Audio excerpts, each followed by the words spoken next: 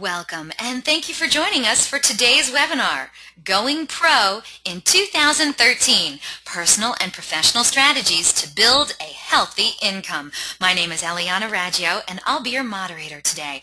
And today's webinar is being presented by DEALERUN. And for anyone who isn't familiar with DEALERUN, well, we're an award-winning website development company and digital agency best known for our search engine optimization, best-in-class customer service, and our award-winning websites. DEALERUN was named the top-rated website provider by Driving Sales in 2011, and DEALERUN customers were winners of the Spring and Fall 2012 Digital Dealer Website Excellence Awards, including the highly coveted overall winner. DEALERUN is so committed to lead conversion, optimization, and customer service that we're the only company in the industry to offer a lead guarantee program. Can you believe that? Leads guaranteed. So if your website company isn't guaranteeing you leads, well then maybe you should check us out at DEALERUN.com. And we're very pleased to have Jen Suzuki as our presenter today. Jen Suzuki is the founder and president of eDealer Solutions, Inc., an award-winning training company focused on improving salespeople's phone skills, emails, and operating processes. Her 17 years of experience encompasses a wide gamut of valuable auto industry know-how, such as selling vehicles, training and installing DMS systems, retailing internet leads, and managing an internet sales division comprised of 28 dealerships. She has a tremendous reputation for delivering significant success to dealerships looking for effective processes, profitable ideas, and a sound direction for the 21st century auto dealer. Jennifer's passion and expertise are evident in her career, as she is well known for conducting sales training seminars for numerous manufacturers, dealerships, 20 groups, and state associations. An active writer and blogger, she can be reached at Jennifer at eDealerSolution.com. Now, during the presentation, if you have any questions, please use the question feature located on the corner of your screen to submit them. At the end of the presentation, we'll answer those questions of general interest. And if we're unable to get to your question live, don't worry, we're going to respond by email later today. Also, don't forget, a link to download a copy of today's webinar recording is also going to be emailed to you later today for your reference, and please feel free to share it with friends and colleagues. And guess what? Our good friends at eDealer Solutions are giving all of the attendees today access to one of their very valuable training modules that goes along with today's subject. It's going to be called Daily Pro Preparation. Now, today's webinar is really going to be focused on helping you reach your goals for the new year. But this training module really is perfect for salespeople and BDC representatives to keep motivated every day. And don't worry, I'm also going to send you the link and the password in my follow-up email later today, with, of course, the link to today's recording. So no worries, just sit down, pay attention. Also, at the conclusion of today's webinar, you're going to receive a short survey. Please fill it out, because we always need great feedback from our audience. And today we're going to randomly select some winners from all the completed surveys to also win some Google prizes. So let's get started. Let's learn about Going Pro in 2013, Personal and Professional Strategies to Build a Healthy Income. Jennifer Suzuki, how are you today? I'm doing great. Thank you so much. All right, well, let's get into this. So we're planning for 2013. Your sales performance all depends on how you plan ahead. And the good news is that it is late November, and you've got a full month before we start the new year. And so knowing that, I want to give you some strategies today to help you really plan ahead. And I'll be frank with you, when I started selling cars, which was in 1994, that's kind of a long time, I wasn't ever given the proper training like most people, even still today, when they get thrown into really the world of selling cars. And I really wish that I had had a manager that would have at least given me some direction on how to succeed in the car business. At least a little training, at least a little know-how, at least just show me how I can do better. And today I want to be able to share with you some things that I've learned along the way. I do training on a regular basis with salespeople, and I will tell you that there are strategies that I see top performers implement on a consistent and regular basis. I know what top performers do, And if you don't get the opportunity to work with other salespeople that are top performers, I want to be able to share some of this information with you today. Now, I will be real frank with you. Even with the salespeople that I work with, it's a very challenging position to sell cars, to work in a dealership. You are always getting pulled a million different angles. It's very difficult to always focus on yourself, but you are the most important thing here. You're most important part of your day, and you're probably one of the most important people in your family. And knowing all of those key points, we've got to do something really important for this next year, for you and for your growth. It feels good to succeed. It feels good to do better every single month. But if you keep doing the same things routinely every single month and expecting different results, you will make the mark of being that insane person. So, with that being said, today I'm going to help you stay away from that. I'm going to help you map out 20 cars a month. I'm going to show you exactly what it takes. Don't get too overwhelmed by everything that I share with you today. Just get a pen and paper down and start taking some notes. You just implement a few things at a time. As you plan for 2013, I want you to take away a business model today that's going to help you plan ahead. Don't think you have to implement everything straight away. Just take a few little pieces at a time and add them to your to-do list. As a matter of fact, I like to use my cell phone. It is basically my to-do list. It's my one stop for everything important in my life. So maybe today you schedule some tasks of some things that you took away from today's session. But I'm going to show you exactly how to save an hour and a half at least in your workday based on time management skills. And that's one of the areas that's very difficult in a dealership, especially when you are trying to sell cars and follow up on all the leads and take incoming calls, and it gets out of control real quick. I'm going to show you exactly how to hold yourself accountable and how to develop your own leads today. We will have some time for Q&A at the end, but feel free to stop me along the way and ask some questions. Let's get into this first. I'm going to hit 5 key points today, and the first one is goal setting. We'll get into some time management. We'll get into some CRM aspects of organization, as well as some training tools and your social image. Your goal setting is probably the most important thing that you start your day off recognizing, is that you have something on paper. Now, goal setting, let me be clear, is not just a dream in your mind. It's a thought. It's something that you're hoping will happen. When you put things on paper, it becomes a little bit more crystal. It's something that's a little bit more real. And this is one of the biggest mistakes that people make in their professional lives, is they don't map out their goals on paper. Let me be the first to tell you that the top leaders that I know, they not only map it out on paper, but they carry it around with them every day. You can easily plug this into your phone and you have something to look at every day. But if you're going pro for 2013, you're going to pick up a few more deals than you did last year, month over month. You got to start by putting your goals on paper. And I know it sounds super simple, but it's one of the hardest things to execute. Just do it. Put it on paper. What are you trying to achieve? And make sure that when you put those goals on paper, something that you're going to live by day in, day out, month by month, make sure that they're realistic and achievable. So let me just point this out here. If you do 12 cars a month and you're pretty consistent at selling 12 cars, don't put 20 on paper, because that's not realistic and that's not achievable.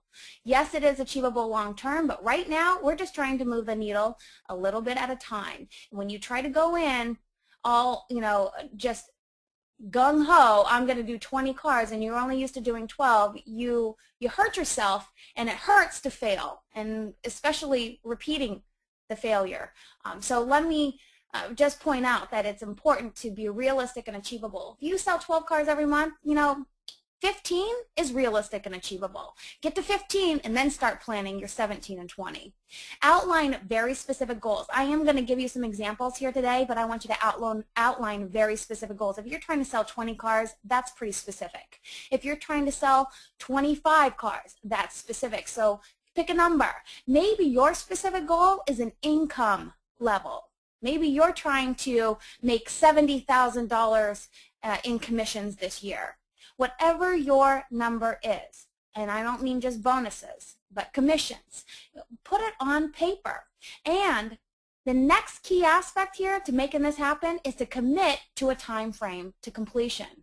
So when you say that you're going to take action and you're going to implement an activity that's going to help you get to that main goal, You have to associate a time frame to completion. This is how we get things done. You ever work with a leader and you point out something maybe that could be better, or a discrepancy maybe in something that you're looking at, maybe a report or an invoice or something, and they pick up the phone and they call whoever needs to handle it and they get it done right that very second? That's what I'm talking about. It's picking up the phone and taking action. It's picking up your action plan and doing something about it. But when you commit to a time frame and you actually do it, things are going to happen for you. Create sub-goals for each main goal. So each main goal, you've got to have instruction on what you're going to do to achieve it. I wish somebody would have explained this to me back in the day because I think I could have progressed a lot faster. More importantly, I could have seen where the opportunities for myself existed, on where I could become better. If you have sub-goals, and what I mean by that is, like, if you're trying to sell 20 cars and you do 15 right now, obviously something has to change in your schedule to get from 15 to 20. You can't be operating under the same conditions every single day. Something's got to change. So it could be as easy as, I'm going to put 20 questions in front of me so I never hesitate on a phone call. I'm going to have those 20 questions done in 7 days. That's what I'm talking about. This is teaching yourself to create activities with time frames to completion and subcategories to achieve that main goal. And don't forget, your friends and family, if you tell people, it becomes a lot more real. As a matter of fact, I used to be so afraid to tell people what my goals were because I was afraid I wouldn't achieve them and then I'd look like a loser. Well, I will tell you this. It's okay to look like a loser, because then it's really going to fuel your fire. If you fail at something, it's okay. You know, you're just one step closer to success. That's what I always tell myself. You will fail, but telling your friends and family helps hold you accountable. And when you say it out loud, it's just a lot more, it just familiarizes your brain with what your intentions are. And don't forget to revisit your goals often. That's why I like carrying them around with me. Let me show you an example of what I'm talking about here for 2013. When you set your goals, and I use an example here of 240 vehicles, which would equate to the 20 cars a month that we're looking for, and our $70,000 in commissions. I didn't talk about bonuses or salaries, just commissions. If I start with my sub-goals, okay, to achieve the main goal, I got to develop a metric system to track my performance and progress within 2 weeks from today. There's my time frame to completion. These are just examples. You can have your own sub-goals, but a metric system will help you visually see your performance. The second point I put here is that every time you sell a car, to schedule to contact every 60 days after each vehicle is sold. And I put a time frame of January 1st. So every 60 days after you sell a vehicle, make contact with your prospect. With your customer at this point, right? So you might say, all right, in 60 days from now, that person's going to get a card. So schedule the activity for them to get a handwritten card from you in the mail. Your next 60 days might be that you send them a Facebook message. Your next 60 days might be you send them a text message. Your next 60 days might be an actual phone call. Your next 60 days could even be an email. But if you can plot and plan your achievements here, they're going to happen. You know, you've got to just set forth the goals. On the 15th of every month, I'm going to check the CRM for prospects that don't have future follow-up and complete the necessary tasks. This is an area that I see with salespeople dropping the ball very frequently, where the follow-up for prospects in your system, they just somehow fall through the cracks. Maybe you're working too many leads or not working efficiently enough. On the fourth point here, I write a time frame to completion. On the 5th of every month, I'm going to cross-check my CRM active files. These are all the alive leads to see if I'm following your sales process. So, of course, you need to have a sales follow-up process intact, something that you know exactly what it is for people that you don't make contact with, and making sure that you're following that. Follow-up is probably one of the biggest problems I see in the dealerships and the biggest area of opportunity. If you want to sell a few more cars month over month and year over year, follow up more. Just follow up more. Just follow up with your customers more. On the 1st of every month, I'm going to plan my monthly goals. Of course, putting them on paper is going to help launch a successful month and year. And doing something to help mentally stimulate yourself to get to the next level. So knowing what you know is great. It's obviously getting you to 12, 15 cars, whatever your number is, but you got to know a little bit more to get a little bit further. So listening to a webinar like DEALERUN today is putting you in the mindset to just obtain more information to get to the next level, even if it's just one piece of information you get from reading a newsletter or reading a book or even a monthly publication. Whatever the case is, take action. Really focus on yourself this next year at getting better at your craft. This is a career. If you're looking to do this long term, this is definitely an activity that most professionals will implement. Time management becomes one of the most difficult tasks to achieve in a dealership. And I know this because I've worked in dealerships for over 17 years. Even as a salesperson, I find it very difficult to manage my time. That's why it is important to write down your goals every day and have a list of things to do. Have a list of tasks that you want to check off. And even mentally checking off tasks throughout the day sends a message that you're succeeding. And it's a great mindset to be in. If you don't have the time management thing down right now, that's okay, because most people don't. You'll just be that much further ahead the more you get a grip on this. Realize that there's a lot of activities that you can take on during the day to help you preserve up to an hour and a half of your day. Some rules to work by, I just outlined a few things, and these are things that just kind of mentally get in the zone of putting together a schedule, a business plan for yourself for 2013. You don't have to use the exact points that I'm outlining here, but the most important thing that you take away today is that you go and take action with your career and put it on paper and work by it. Having a spreadsheet in front of you every month to be able to look at and track all of your sales, not only just your sales but your appointments, is a very, I'd say it's a positive activity for a professional. As a matter of fact, I would say that all leaders in sales know exactly where they stand every day, every hour with all of their leads. They know exactly how many leads they have, internet, incoming calls, referrals.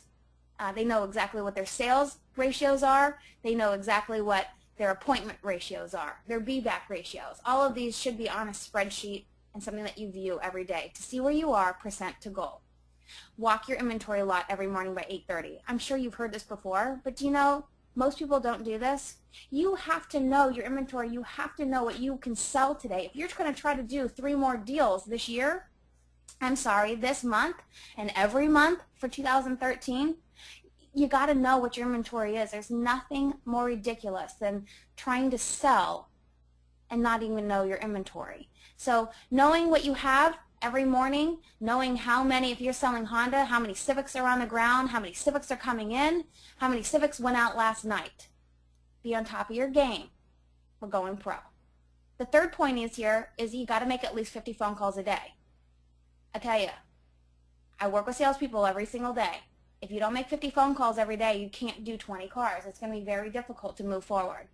50 phone calls sounds like a lot, but it's really not, because you'll be lucky to get 5 of those 50 phone calls on the hook. That means we're actually talking to somebody.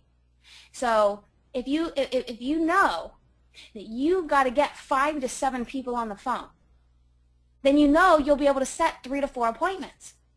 And if you set 3 to 4 appointments, you're going to get 2 to 3 to show. And if you get 2 to 3 to show, how many are you going to get to buy? Maybe 1 to 1.5, 2.5. That's what it's going to take to get the kind of numbers that you're looking for this next year. And I know it sounds really simple when I say it. Put it on paper, stare at it, look at it. I got to make 50 phone calls to get 5 to 7 people on the phone to get 1.5 to 2.5 to show up for their appointment. I got to make 50 phone calls a day. If you get that spreadsheet and you track your appointments, now you're going to be able to see where you might be, where you might need to focus on. So, like for example, if you're setting an appointment like crazy, you got those 50 phone calls, you got 5 people on the phone, you set 3 appointments, and then nobody showed up. Where do you think we're dropping the ball? Something in between there, right?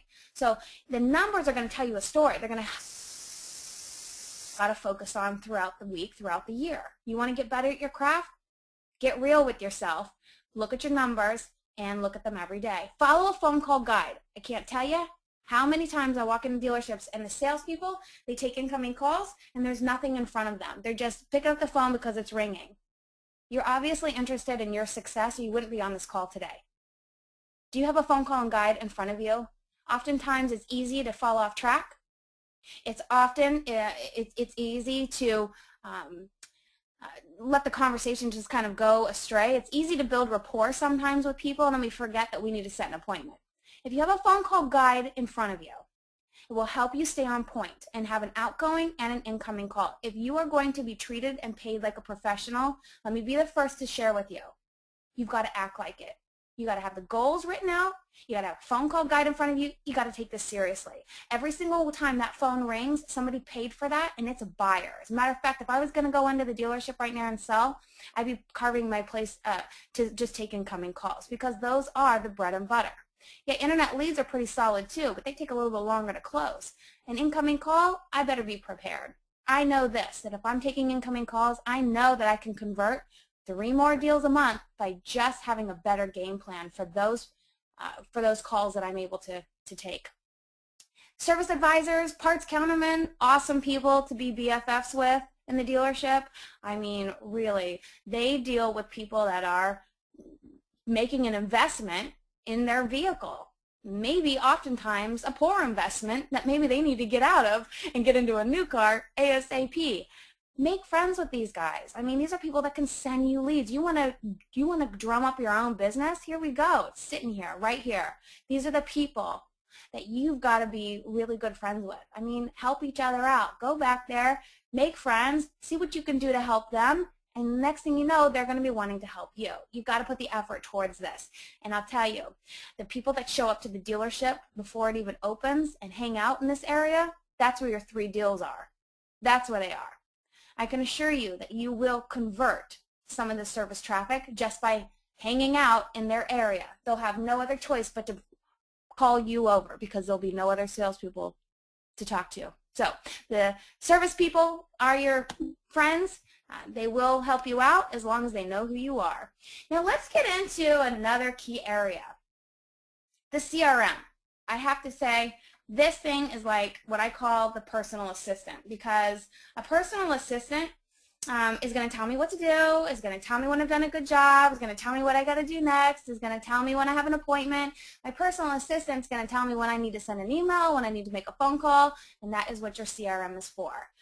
I want to give you some key points here for 2013 on how to use your CRM effectively. Now, again, I really wish that when I got into CRM that somebody had showed me multiple times, because they showed me one time, but I didn't get it the first time. I needed to be showed multiple times. And if you're anything like me, you may not be using the CRM effectively. A couple of things to keep in mind. Do's and don'ts. Go ahead. Oh, I was going to say, I've met more than a few salespeople in my time who they would love nothing more than if the CRM just went away. Like, they don't want to have to go in and update everything and do all that stuff. So we should probably have a webinar on how salespeople can learn to love the CRM, because I don't think they realize how much of a really good friend the CRM could be to them. Maybe. I totally agree. You know, the CRM programs, all the different companies, they vary from company to company, product to product. They all come with their own challenges. There isn't a perfect solution, but they work, and their mission is to help you stay organized, and it's to help you maintain those relationships with prospects and customers. If you become a pro at it, better than any trainer out there, I can assure you, you could pick up a few more deals. So just, if you could get really, really good at this, even just reach out to your CRM company and ask them to give you a personal demo on walking through how to use it from a salesperson's perspective. Talk to somebody in the organization that sold a car so they can walk you through it from prospect to customer. Oh, that's a good idea. Okay, go ahead. Sorry to interrupt. Right, that's okay. So, do's. The daily task list, it's named differently in every CRM. Whether it's daily task, use your daily task list. your daily task list versus a point and click strategy, pointing and clicking throughout all the leads and determining what you're going to do next. Are you there? Yes, we're here. Okay, just checking. Just want to make sure all technology is up and running. Okay, so the next point that I said was schedule the next action. So if you make a phone call to a customer today, right, and you don't get them on the phone and you know you got to call them back later today, then you've got to schedule the next action. You've got to tell yourself to make that phone call later today. If you think you're going to remember, it ain't going to happen. And that's what happens, is that people fall through the cracks, because next thing you know, you're selling a car for the next 3, 4, or 5 hours. And the third point here is add notes for your to-do. So when you schedule a next action, okay, that's your to-do basically, right? Tell yourself what you're going to be doing. That way you don't have to go through the whole profile, all of the history of this prospect to determine what happened in the past. Tell yourself what to do. Like, for example, if I get a new lead today and I call them and I didn't get them on the phone and I'm scheduling another phone call to call them later today, I'm going to write myself a little note on my to-do that says second attempt, first day lead. That way I know exactly what this phone call is for. I'm making a second phone call. My statuses, they shouldn't, all your leads shouldn't always be in new lead or first response. These are the most popular ones I see regularly. If you can change your statuses, if your CRM company allows you to title your own statuses, I suggest that you title them based on your follow-up guidelines, because you want to look at your lead list and know exactly where you stand with all of your prospects. Use your statuses. I'm going to show you exactly what all of this looks like here in a second, just to put it in a better perspective. And don't forget to copy and paste comments. If there are comments from the customer, whether it's on a chat or it's an email lead, if they say, you know, what's the condition of this vehicle? Is this a one-time owner? Do you have service records on this vehicle? What's the tire tread wear? Whatever the customer types out, we can generally say that this is going to be a selling point, that this is a hot button, that this is something that really is important to them. So I always suggest that you copy and paste the comments out of the lead and put them in a note, so that way in your history of this lead you can see what was always important to this prospect. Don't point and click. Do not rely on an auto sales process. Don't just send prompted email templates that come up from your auto sales process. And don't skip follow-up. These are big things here. This is exactly where you can pick up a couple deals every single month. You just got to make sure that you are aware of what these things can do to you. When you send out too many automatic emails, oftentimes you get unsubscribes. Now, I've called these unsubscribers and they're still in the market to buy a car. They just don't want to be harassed with pointless emails that don't apply to them. Rely on auto sales process. What I mean by that is if your dealership has set up a sales process for you based on statuses and you're being prompted for next actions, oftentimes if you just rely on what they tell you, you could be hurting yourself and you could lose deals, because that customer could be easily sitting there in the showroom floor and they're still getting emails saying, we haven't heard from you, because it's all based on a status, and if the status wasn't changed properly, then you know this scheduled follow-ups keep going out, or if you're not paying attention, you keep sending them out. And oftentimes when you send email templates that are set up as part of your auto sales process, sometimes the meta tags aren't even, they're not working properly. So there might be a year, make, and model code set up in the email template, but if the customer didn't put in a year or make or a model, it's going to come up blank and you're going to blow your cover and you're going to look like just another salesperson sending out another spam email.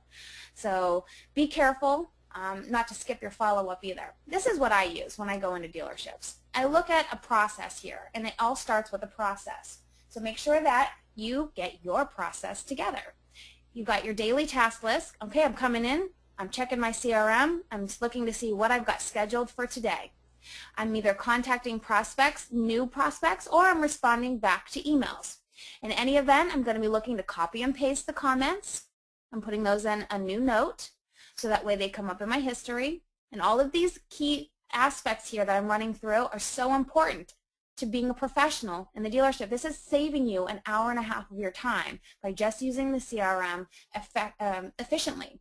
Make sure that you're logging the phone call, you're sending the email, you're logging notes from the phone call, you're logging notes from any of the situations where maybe they responded back to you, and you're updating the status. And of course, you're scheduling the next contact. If you follow this process, you'll be utilizing the CRM a lot more effectively.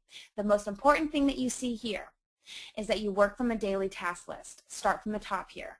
The daily task list is going to help you pick up a few more deals every single month versus the point-and-click strategy. Making sure that you have good information in the CRM to help you be more efficient throughout the day. Even the copy and pasting comments will save you a lot of time in the long run. Logging the phone calls, not just logging a phone call as a note, but if you're going to want to track your performance effectively down the road, you're going to want to make sure you have good information in the system here. Let me show you what I'm looking at. I'm going to use this is one CRM, but remember I said when you schedule your to-dos, and if we're planning for 2013, I just want to point these key areas out here because these are the areas that I see as the most popular areas where there's a breakdown in the dealership with salespeople. So you see the notes here under title, follow up yesterday's email, call back, she opened the email, follow up email from the 18th, follow-up phone call, set appointment time, 2 phone calls and emails so far, follow up. These are just little notes to give yourself clues as to what to do next. Right now I'm working from a to-do list. This is the to-do list for this salesperson. The next thing that you're going to see here is we talked about logging the phone calls and logging the notes. So this is a customer record in the CRM. This is the history that you see down here, and you're starting to see what was changed or what was sent. So if there was a status change, if there was an email sent, a phone call logged, was an outgoing phone call, you can see the notes from that outgoing phone call here. You're seeing an email broadcast. These things that go in between your emails can often be detrimental to you and blow your cover, your personalized cover, because see, if we already spoke to the customer, then we wouldn't want to keep sending out blast emails, particularly in this case about prices that are falling. Right.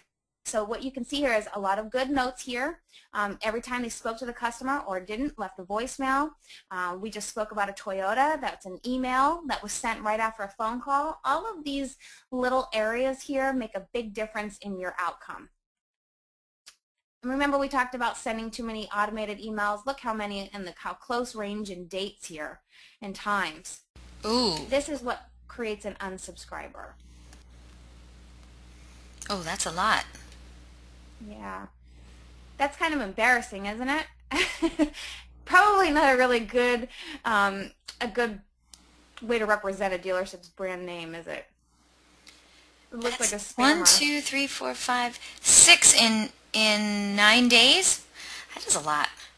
Is that, I don't know because I haven't done that for a dealership. Is that normal to send 6 emails out, 6 blasts in 9 days? The problem is with that is that you're going to get a lot of unsubscribers, right? And of course, these are people that are buying cars. They just don't want to be spammed to death. And so you hit unsubscribe, and then the salesperson doesn't follow up anymore, which is understandable. That's why they hit unsubscribe. They didn't want to be contacted again.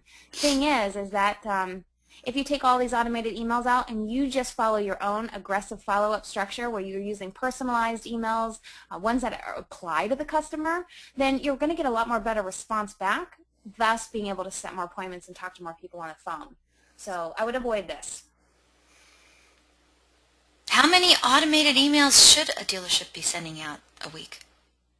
Well, every dealership is different, Eliana, and I would say that everybody's got a different setup, but I would say that the less is better.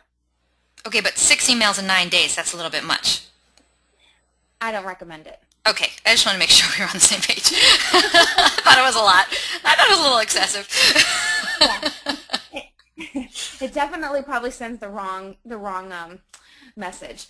You know, when I talked about logging detailed notes in the CRM, again, I want to help you achieve better results for 2013, but I really want to make sure that you're using the CRM effectively because this is where the deals are sitting. You may not know it right now because you might be thinking you're using it totally effectively, but even just like little tiny things that you see here, like for example, let's take a look at this note. This is an appointment that was set. This is a conversation that was successfully made between salesperson and the prospect. So right away, appointment in capital letters, once a black limited.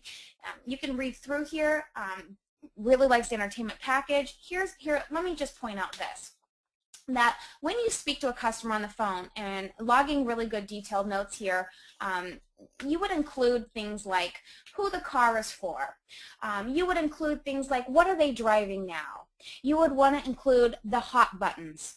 You would include the deal breakers. You would want to include if they ever bought this make before. If they've ever been to your dealership. It's important to have questions ready to ask because you want to have logged very, very detailed notes here. So, like I mentioned here, I always write a ton of questions down, so I'm always prepared to just extract from the customer. I want to build a relationship, but I want to sell this guy a car when he comes down here, and I want to know exactly how I can sell him a car. I want to know what is going to be involved in selling him this car. Like, he likes the black limited. It's in capital letters. Like, if we got that black limited, I'm going to be all over the fact that, look, it's black, and it's a limited. OMG, right? No, but I know you really like the entertainment package. So knowing that that's like a hot button, like I know this. When he shows up for his appointment, I'm going to be like, look at this, Claudio. I got to show you how this entertainment package works. You got kids, they're going to love this. You guys go on a lot of trips. I know you're not sure about spending that 4K on this option, but I wanted to show you the loaded vehicle like I promised. Now I'm just going through my notes right now. Right? I mean, if you don't have strong notes in here to incorporate into your demo, I got to tell you, negotiations might get a little bit more difficult. When people love you, they fall in love with you, they think that you're paying attention, you regurgitate information you acquired on the phone during demo, you are a professional. If we're going pro in 2013, I'm going to add a little bit more detail to our presentations, a little bit more detail maybe to the CRM here. He bought a RAV4 at this dealership last month for his sister. I mean, so if we ask, have you been to this dealership before? That's how I got that information. What are you driving now? He's driving a Nissan Quest. Are you going to be trading that in? Yeah, he's going to be trading. Is he going to be driving it to his appointment? Nope. Looks like he's got to bring it back. So all of this is documented in here. Very good information here. This is great for managers to see as well. Who the car is for. It's for his family. And look at this. The reason why he wants a new car is he needs to fix a couple of things, wants to get out of it because it's going to start needing more service work. This is very good information here to demo this customer. So when we start using the CRM more effectively, again, it's garbage in, garbage out. You're going to be able to really, really perform a lot more effectively. But remember those statuses that I said really have to change. Those statuses have got to be in a status that represents the actual present situation with this customer. Now look at this one. I'm looking at all these leads here. This is a page full of leads. And they're all in first response, just about. Well, we've got 2 appointments in there. That's awesome. But look at that. First response. Really? Are they all in first response? Because I don't think that they should be. This is actually going a couple pages into all of these leads. I'm actually a month in.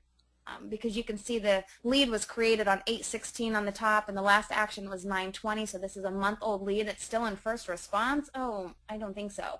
We should be in like 30-day phone call email status, or we should be in a 14-day no response status, or a 7-week no response status, or actively working status if you spoke to them. Create better statuses so that way you can at a glance look at this page and say, I know what's warm, I know it's hot. Right now, the statuses in this example are not being used effectively. The next thing that we talked about is looking at some key aspects that you can incorporate this next year to hold yourself accountable. You should always really look at yourself as your own boss, your own manager, and it's important to inspect what you expect.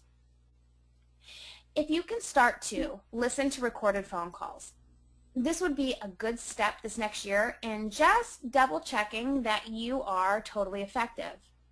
Now, there's nothing more miserable than listening to your phone calls. I won't deny that. I can't even stand listening to myself.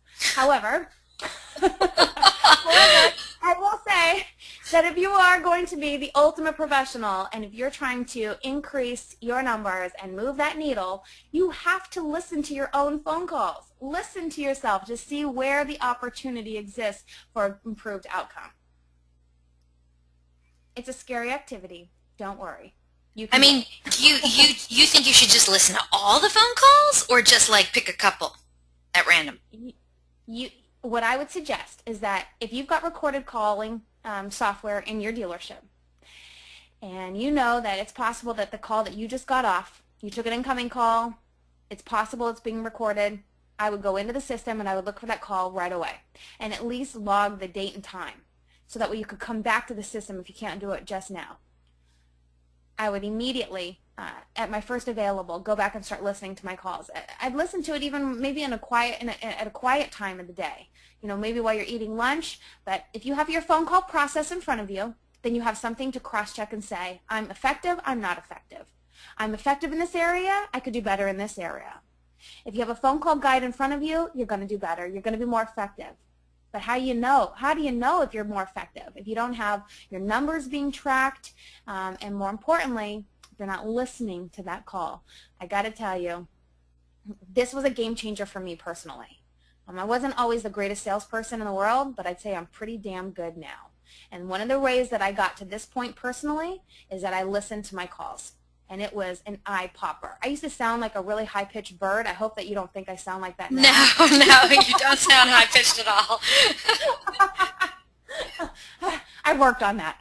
And it didn't take me long because I thought, geez, I'd never call that bird back. So, you know, listening to yourself, I use software like Audacity. Audacity.com is free software. I downloaded it to my laptop. I brought my laptop into work because they didn't have recorded calls.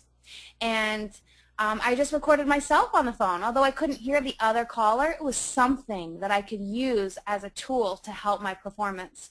And I would continue to do this throughout my career. As a matter of fact, I still do it today. Because I don't always think that there isn't room for improvement. You want to get better? Listen to yourself. And read your sent emails. I mean, really, I got to tell you, sometimes those meta tags do not work. Oftentimes our subject lines are missing.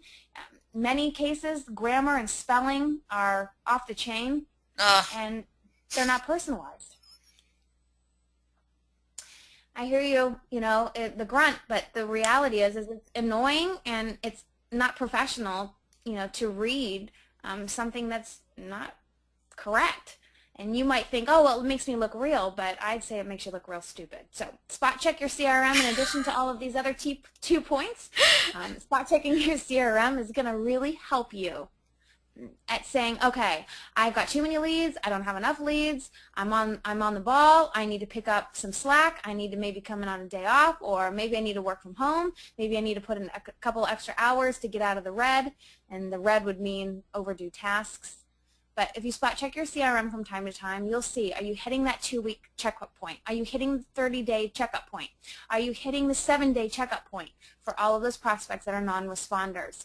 This is a pool of people that tend to fall through the cracks, and when they do fall through the cracks and they warm up, they heat up, they're getting ready to buy, they send in a whole new batch of leads, and then they resurrect at your dealership, and you're probably thinking to yourself, oh, great, this guy's done the market to buy a car. But if you'd have stayed in there through the past 2 weeks with this guy and kept religiously following up like a good stalker would, he might even come right back to you without sending that whole new batch of leads. I'm going to throw something else in that big, huge batch of stuff you just talked about, because, you know, every week I'm sending out emails to my database to let people know about these great webinars that we do. I see the autoresponders, and I'm surprised that there are a large majority of autoresponders from dealerships that look very, very different from some other ones that I get from other dealerships. So I would just say, just as a little hint, you might want to check on your autoresponders and just make sure that they are the best and most helpful things that they could be. Instead of just one flat line saying, I'll be in the office again tomorrow morning at 9 a.m., you might want to have it look a little prettier, have some more information on there, maybe a cell phone number, or, you know, a nice logo or something like that. I'm just saying. No, you know, the point is, I think what you're saying is, you know, make yourself look different than everybody else, and I am a total fan of that. just mystery shopping your competitors will help you understand where you stand amongst the pool of, autoresponders and first day email responses and things like that. But going back to spot checking your CRM, you're checking here to see if you're on point with your follow-up process. You're checking to make sure that you've got future follow-up scheduled on your leads. So what I do is I go in and I go 14 days in and I look at the 14-day-old leads. I just pull up a couple and I look to see if there's future follow-up attached. I look to see what the follow-up history was, if we're on point, or if they've fallen through the cracks, and if they have, that's okay. You put them right back in queue by scheduling the next action. I look to make sure that the statuses are applicable, and I also look to see if we've got, a combination of emails and phone calls going out. So spot checking yourself is just, again, it's making sure that you are inspecting what you expect. Now, your social image, and I'm totally switching gears right now again, but this is the 5th key point that I wanted to cover with you today. And you might be thinking to yourself right now, like, oh my gosh, this is a lot of information. Some of it I know, some of it I'm doing. Maybe I could get better at this area. I could do a lot better in that area. That's something totally new that I haven't tried. All of these key things are great thoughts. They're thoughts to identify a weakness or an opportunity, but you've got to do something about it. And your reputation here is on the line. It equates to your success. And it's not just about doing the tasks, the goal setting, utilizing the CRM, sending out the emails, having a follow-up process, being prepared on a phone call. All of those things are all important elements. But your image online is what's going to also help you attain more business. You just got to pick a few of these things and take it one step at a time. Your social identity will become a very important aspect in your future.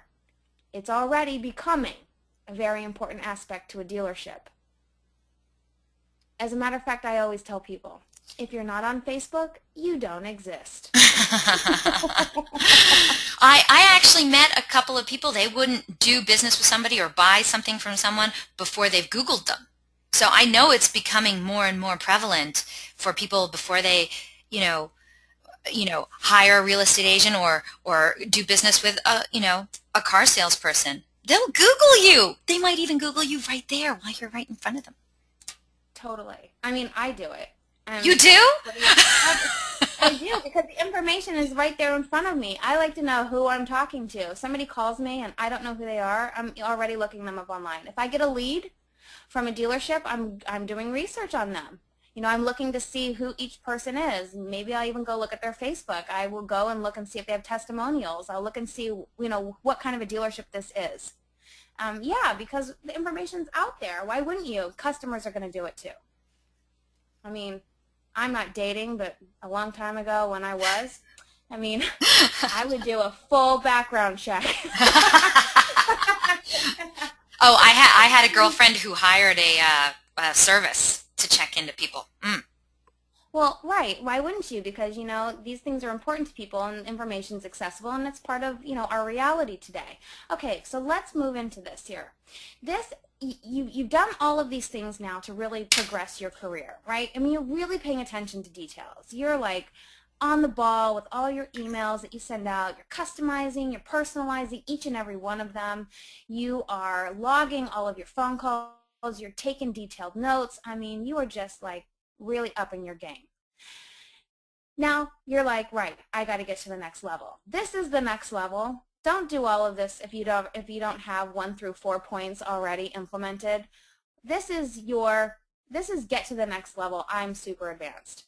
You're looking at all these different websites and you're like, right, how do I associate myself with all of these in a very positive way? LinkedIn is a great starting point. Unless you've skipped from 20 different dealerships, that probably wouldn't be the right tool for you.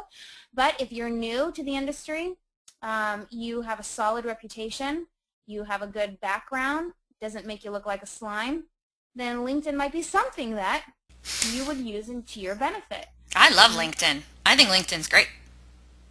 Totally, right? And frankly, if you're selling brands like Honda, Toyota, All of those customers are on LinkedIn. Most likely, a lot of them, are professional people.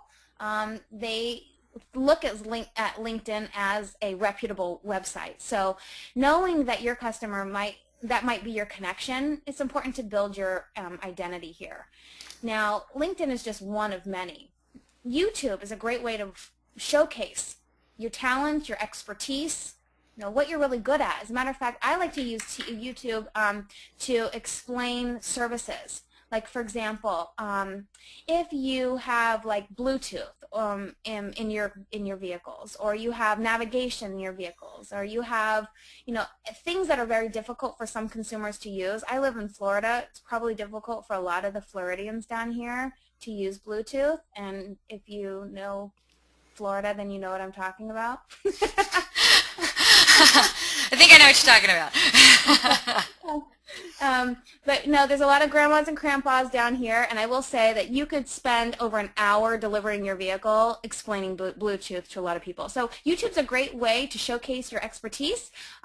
It puts you in a light that says, I'm an expert, and not just maybe showing them how to use Bluetooth, but showing people even just some aspects of a vehicle that would be beneficial to somebody knowing, like doing walkarounds, or even using YouTube to introduce yourself or what you bring to the table. I promote getting cars ready for customers, being prepared in advance, but I like to make sure that customers don't take you for granted. So when you have a under 1 minute video telling people exactly what you do, what you bring to the table, and that's something that you can send out to your appointments or even text them. I mean, I make videos all the time for customers on my phone because it's easy, it's right there, and I can just text it. And most people have an iPhone. So again, it's just another aspect to get to the next level and showcase what an expert you are. So using channels like Twitter and Facebook, they're great. Of course, you need to separate your business from your personal life. I actually, set up different, what do you call it? Different accounts, just so I have a work one and I have a personal one, so I have two different lives, and then they're not being merged together, because it's so important that your customers don't necessarily know everything about you, but your customers can see everything that makes you a professional. So I would highly encourage that you get in the game here, but more importantly that you're posting picters with your customers when you sell a vehicle, and that you're tagging that customer in those pictures, so that way they can, it's posting on their newsfeed, and that their friends can see how awesome you are, and that they can forward these pictures on. But it stores and saves on their accounts too. I would be Twittering, letting people know who came in to buy a car today, and be setting up friends with all your customers that are also on Facebook and Twitter. But don't push out information that's just about the cars or who bought a car today. But push out information that, again, showcases you as an expert. Maybe tips on different vehicles, or different features that were added throughout the year, or things that people are interested in knowing about, like how to use the Bluetooth, or how to use navigation or the rear backup camera. Things that are informative that really showcase your identity. Of course, Yelp, Google reviews, all of these sites are Dealer Radar, very important for making sure that your customers are leaving feedback about you. You have to have a process to get people to leave feedback about you. Making sure that you know how to post information, or to post recommendations is very important, because you might have to walk somebody through that. So, knowing that you have all of these channels, you've got YouTube, this can showcase an introduction of you or products or services that you offer, using LinkedIn to even invite your prospects to connect with you. This will also help you build your referral base down the road. You've got Twitter and Facebook. Facebook, you don't have to always be too personal, but you can give tips and facts about your expertise, tips and facts about your brand, consumer reviews, vehicle reviews. I love pictures. People like pictures too. So, think about putting a picture of your sold customers or your vehicles. If you happen to get something new in that is just dropping, it's a great time to build some momentum on Facebook. And of course, Twitter you use for the same things. I like to use like fun facts, things that are interesting for people to come back to and read. You can do something different, but just try to get involved. Remember, your social reputation and identity is oftentimes the truth for people that don't know you, that this is the first impression. So make sure it's really strong, and make sure that those people are leaving reviews about you in Google, so that way you are popping up in those Google searches. Oftentimes people are going to read those and determine who they're going to ask for when they call a dealership. And if you want to start in on a blog for 2013 where you're writing articles about products that you're selling, about all those different features that are on your products, about testimonials or coupons, or maybe you can go back to service and get them to give you a special coupon, or maybe you're doing gift cards. Whatever the case is, having some kind of a newsletter that you're sending out to your sold customers keeps your name front and center. You're getting people to support you and your business. And people will do that as long as you show them a reason why they should love you. So I know we went through a lot of things here today. You probably have some questions for me. So let's use this time for you to ask me some questions. At the same time, while you're thinking about those, I'm going to put up a few different sites here that I really want you to write down. And if you're not a part of these websites, you should definitely get involved. But I love these websites. I promote them all the time because as a sales professional that started off like, nearly 20 years ago, I never had anything like this. I never had a source, a community of other people trying to accomplish the same thing that I was trying to accomplish, selling cars, being number one. If I'd have had this community of other sales professionals, I could have bounced ideas off of them. I could have collected their ideas. I could have created all these different ways to do things instead of just one way that one person told me how to do it. And anyway, I want to share with you today things that I've picked up along the way. I do see a lot of very successful salespeople out there, but I will say that there are a lot of people that are happy being just doing their 10, 12 cars every month. I showed you today some strategies on top performers, and just to recap real quick, you got to get organized for 2013. Get your spreadsheets out, get your goals on paper, make sure that you've got those time frames to completion next to your goals. Make sure you map out your sales processes. You should have sales processes for prospects, people that you quoted, people that bought, people that walked, appointments that you set, appointments that didn't show. You've got to hold yourself accountable. And the only way you're going to be able to do that is to make sure you know what your process is, and then cross-check to make sure that you're fulfilling it. Map out your CRM processes. Make sure that you have follow-up guidelines intact, that you're following, the copy and paste the comments, add new notes, schedule the next action, work from a daily task list. Make sure that you are using, email templates that are grammatically correct, that you have subject lines inputted in them, and that you're focusing on inputting your own notes, those hot buttons, the deal breakers, who the car's for, what are they going to be using the car for, are they driving your brand now?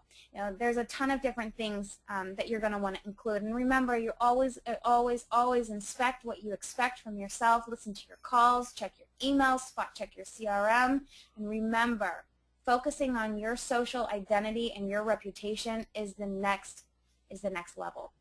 Okay, what kind of questions do you have? My God, Jen Suzuki, I'm exhausted. That's a lot of stuff.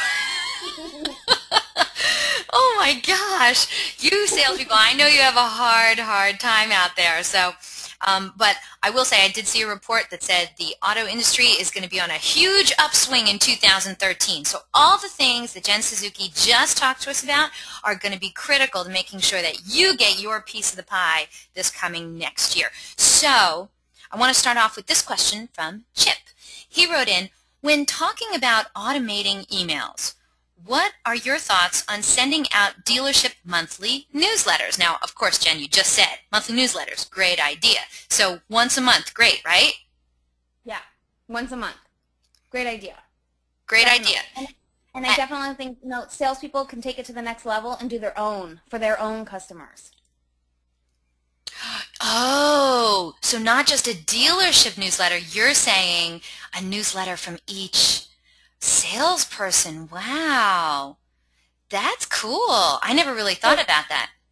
And you can use blogger.com to do that for free. That's a good idea. And would you include like a link to a video and stuff like that? Oh yes, definitely. People love videos, right? I mean, it totally. Oh my gosh, totally, totally. Because I remember I had just gotten my new car, and I'd gotten it in the winter.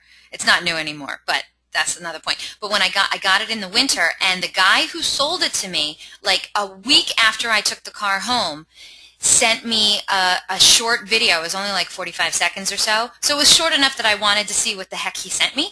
But it was a video on how to change the time on my car for daylight savings, and any questions I might have about, winterizing my car. It was really sweet. I thought it was really very, very well thought out that he sent that to me, because I didn't even think to ask those questions when I had first gotten the car. So Ray wrote in, what about car folks?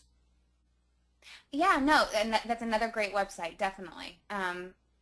I should have put that one on here. But yeah, no, that's actually, yeah, right in sync with these 3 sites that you're looking at. Yeah, I mean, there's some really great automotive networking sites out there. If you aren't part of them, you should definitely take advantage of them, because they're really, really fantastic. So, Chip, good luck on the newsletter. Ray, thank you so much for reminding us about the good people over at Car Folks. And next question comes to us from Lisa.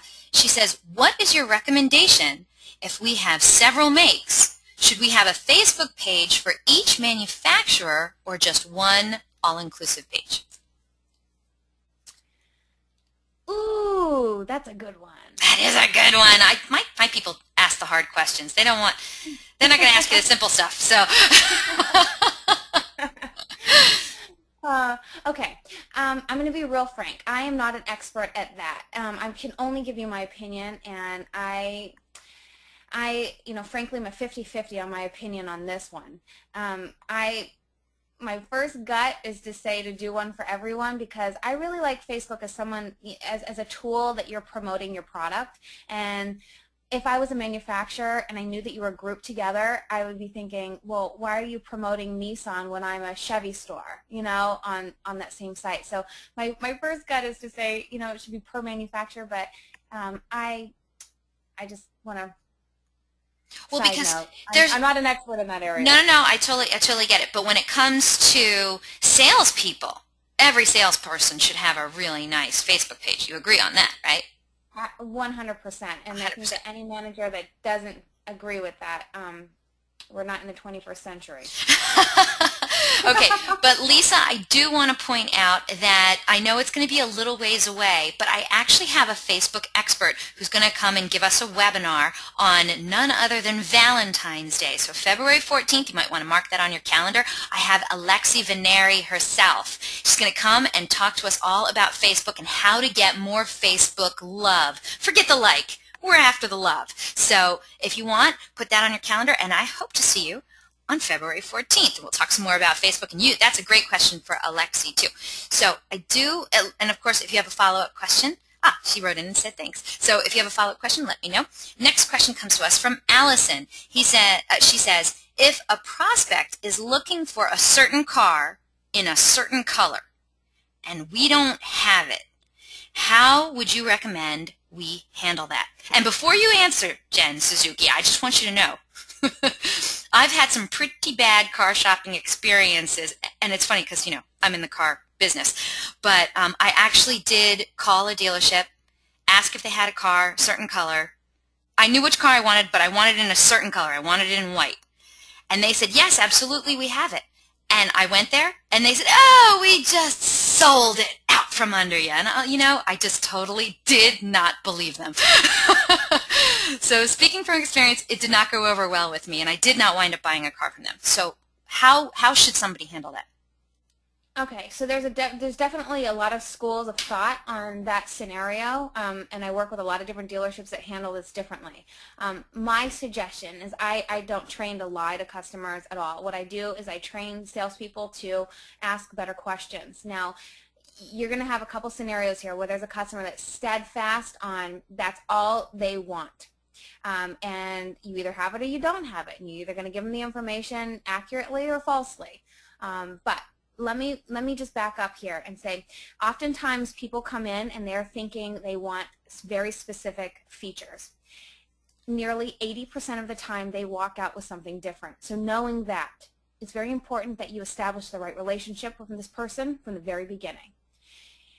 not only having that good social identity will help you back that up, but having the right questions and being prepared to take this person on. Having the right questions where you're guiding the conversation is going to allow them to get a chance to know you and to see your personality and to see that you're trustworthy, so that they're not stuck on white and white only, that they might say that they're open to other different vehicles. But no one's going to give you options of other vehicles and colors if they don't trust you. They got to fall in love with you on the phone. So I would say ask better questions. Sell yourself. Build rapport. Focus on what you bring to the table before you start reviewing and confirming a vehicle choice. It's very important that you ask the right questions in the very beginning of this call. So, like for example, instead of guiding them into a specific car by asking them, color choices or equipment features, before you ever get into confirming the car and color, equipment, and choices and packages and things, I would highly suggest that you ask them other questions like, hey, is the car going to be for you? What are you driving now? Have you ever driven a Honda before? If it's a Honda, and just kind of getting a chance to build some rapport. Also, realize that, once again, I mentioned this, but I just stated again, that a lot of people change their minds, but they're going to change their mind when they feel comfortable with you. So when you have mapped out, I'd say 20 questions that really help you engage this customer, that helps you find connections and build rapport, and they get a chance to know that you're not just another car salesperson, that you prepare in advance for all your client visits and things like that, then get into the car. But if you start confirming the car and equipment and color choices right out of the gate, typically they're going to stay on one color choice or one very specific car. Well, Allison, I want you to know that I did find another guy at a different dealership who, as Jen said, I fell in love with over the phone, right? He was very upfront with me, and he said, I have that car, I don't have it in that color combination, but why don't you come on in, test drive this car, make sure you like the car, and I will get you whatever color combination you want with whatever features you want. You let me know and we'll work that out. I did. I went in, I test drove the car, and the very next day he had the color combination I wanted, and I did buy a car from that guy. So that's a really good example. I mean, it's all about you. It's all about that salesperson. And John has a follow-up question before we get to our next question, but John has a follow-up question. So what would you suggest to build rapport on the first email response? Okay. So on your first email response, remember that we have to kind of keep it short and sweet. We still need to build value on ourselves. So how short? Because I have gotten some emails that are really long. How short is short? Yeah, I mean, like, I'd say max 8 sentences. Done. Got it. What next? And you have to be very careful and be very cautious about your wording and your presentation. And building rapport on a first day email you have to have somebody engaged to build rapport, right? But you can at least initiate getting an opportunity to speak with this person or to communicate back with this person. So, building rapport on a first email isn't going to, you're probably not going to be able to achieve that straight away because you need a second party. But you can look to build value in yourself. Let this person know exactly who you are. Incorporate some things that maybe you acquired from that lead, like maybe the city that they were located in, maybe the lead provider that they used, where you can become the authorized representative for that carrier. You're looking to change the way this person feels about you so that their guard isn't up, so that they don't think that you're just another car salesman, right? So be careful about what you put in that email and how you represent yourself. You don't want to be just another salesperson calling from another or emailing from another dealership. You want to be more of a customer service representative, somebody that specializes in taking care of this customer, that you want to make sure that they have a great customer experience, and that's your responsibility, and so you'll be contacting them again. I would initiate probably the better way to approach this is, how can we get this person off the email and onto the phone so you can build a relationship? John already wrote in and said, thanks, great suggestions. So thank you so much for that great question, John. I want to get to Scott's question. This is very interesting. It's right in your wheelhouse, Jen. Scott wants to know, what do you recommend for sold follow calls? 1 day, 1 week, and so on. Okay, so just to clarify, you're asking what would it be a suggested process from me for when you've sold the customer? Scott, I'm pretty sure that's what he is. Yes, he wrote in yes.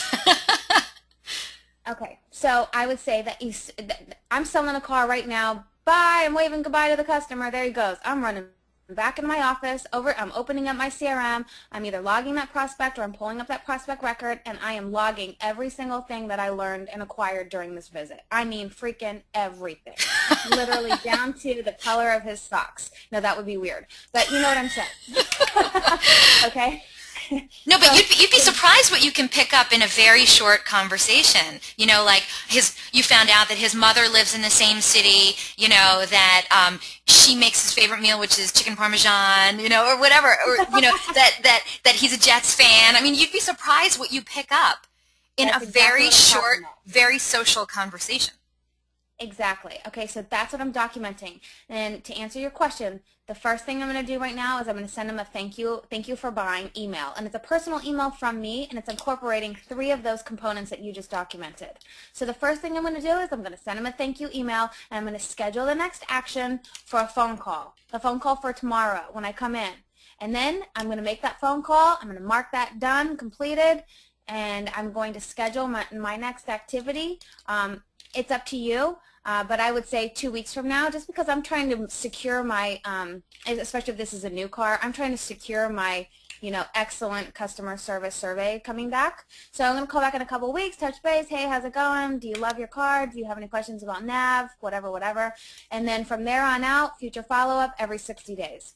And I would come up with your process. In 60 days, I would send an email, and another 60 days a phone call, another 60 days a text, another 60 days I'd Facebook friend him, or I'd at least send him a Facebook message if I'm already friends. I know it's like long-winded, but yeah, every 60 days. Ah, fantastic. Okay, well, you know what? It just occurred to me that we are totally over our time limit over here, and Scott wrote in, thank you, that's great. So, Jen, I want to thank you. Thank you so much for all of the fantastic advice you spent. People are writing in, thank you, time well spent, excellent job, Jen. So, thank you so much. And, Jen, if you could forward it to the next slide where we see your mugshot and all your contact information. If you want to get a hold of Jen and you would like to get some more information about her insights on processes or sales or time management, gosh, she is an expert on so many things. Take down this phone number, write down her email address. This is definitely some information you want to have in your back pocket for the next time you need to pick me up, because Jen is one of the best out there when it comes to helping salespeople really achieve their goals. Jen, thank you so much. That was a fantastic presentation. I hope you'll consider coming on board and doing another one with us in 2013 when you get a chance. No problem. Oh, awesome. Would love that. Would love that. Of course, any questions that weren't answered during the time allotted, we're going to be answering them by email later today. I want to remind the audience that a link to download a copy of today's webinar recording is going to be emailed to you later today for your reference. Give me a few hours. I got to, splice and dice and stick it up online. But please, when you get that link tonight, share it with your friends and colleagues. Now, in that same email, I'm also going to be sending you all a link and a password to check out one of eDealer Solutions' awesome training modules, and it's going to be associated with this topic. So you're definitely going to want to download that as well. It's called Daily Pro Preparation. You need the link and the password to get it, and it's going to be in that email. So if you don't get that email, write to me at eliana@dealerun.com, and I'll be sure to send it to you directly a second time. All right? So those training modules are video gold. You're definitely going to want to check that out. And today's webinar is also going to be posted online within a few hours. All you have to do is go to dealerun.com/webinars, and there you can view our upcoming webinar schedule and access any of our past webinars too. And also, at the conclusion of this webinar in just a couple minutes, you're going to receive a short survey. Please fill it out. We're always looking for great feedback from our audience, and who knows, you might win some Google Prizes by filling that out. Now, invitations are going to go out tomorrow for next week's webinar, Mobile Search and Mobile Web. what you need to know. And this is going to be with Bill Leak. He's the CEO of ApogeeResults.com, the online marketing authority serving top global brands such as Whole Foods, IBM, and Hewlett-Packard. This guy, I can't even believe we got this guy, and to tell you the truth. Subject expert and author Bill Leak, he's going to walk you through where mobile is today and where it's predicted to go over the next couple of years and what precisely you need to do to capitalize on mobile web marketing now. So if you want to hear from one of today's most prolific experts in the industry on the subject of mobile, well, then you got to be here for this webinar. This is going to be another can't-miss presentation by your friends at DEALERUN. And don't forget, DEALERUN's weekly webinars are held every Thursday at 12 noon Eastern, 9 a.m. Pacific. And we have some great subjects planned for this year and next. But if you have any questions, comments, or suggestions regarding these webinars and our topics, please contact me directly. I am everywhere, all over the web. Believe me, you can find me everywhere. Or you can email me directly at eliana@dealerun.com. Thank you all so very much for spending this time with us today, and we hope to see you all on a future webinar in our continuing education series. Have yourselves a good one.